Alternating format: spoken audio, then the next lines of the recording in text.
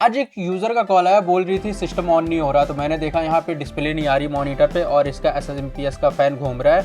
तो मुझे समझ आ गया कि कुछ रैम में इशू है। मैंने फटाफट इसका ढक्कन खोला और देखा तो यहाँ पे 4 लाइटें जलती हैं। तो मुझे पता चल गया कि यहाँ पे डी रैम पे लाइट जल रही थी। इसका मतलब है कि रैम में कुछ इशू है। तो मैंने फटाफट यहाँ पे सिस्टम बंद करा अपना और यहाँ पे सीपीयू फ़ैन साफ़ करने लगा। कुछ भी डस्ट है थोड़ी सी वो साफ़ हो जाए, गर्म ना हो। उसके बाद यहाँ पे फटाफट मैंने रैम साफ़ करके लगा दी। रैम साफ़ करके लगाई तो फिर भी सेम इशू, डी रैम पे आके अटक रहा था पीसी। उसके बाद मैंने फिर से लगाया, दूसरा स्लॉट चेंज करा, तो फिर से मैंने सिस्टम ऑन करा, लेकिन इशू सेम ही था, रैम का ही इशू दिखा रहा था।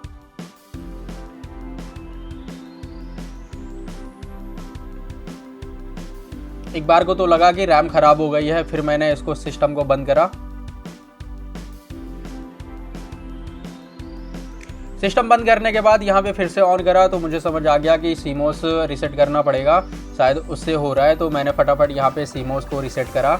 बैटरी के जस्ट बगल में एक जंपर होता है, हमें उस पर अपने स्क्रू ड्राइवर को एक बार लगाना होता है तो हमारा जो सिस्टम होता है वो रीसेट हो जाता है। बेसिकली आपका मदरबोर्ड यहाँ पे बंद होगा और जैसे ही आप यहाँ पे ऑन करोगे फिर से आपका सिस्टम ऑन हो जाएगा।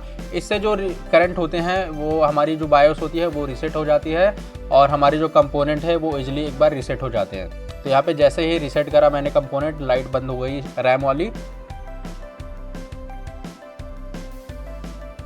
उसके बाद जो हमारा मॉनिटर है सीधा डिस्प्ले आ गया था उसमें, तो मैंने फटाफट देखा और यहाँ पे कंफर्म कर लिया कि डिस्प्ले आ गया है। उसके बाद यहाँ पे F2 दबाया, कंटिन्यू करा तो ये इजीली ऑन हो गया हमारा। अब हमारा जो इशू है वो सॉल्व हो गया था सिर्फ बायोस को रीसेट करने से। अब मैंने यहाँ पे फटाफट ढक्कन लगा दिया और सिस्टम को बंद कर दिया। यहाँ पे सब्सक्राइब फॉर मोर इन्फो, मैं ऐसे ही वीडियो लाता रहता हूँ। Thank you so much, bye bye.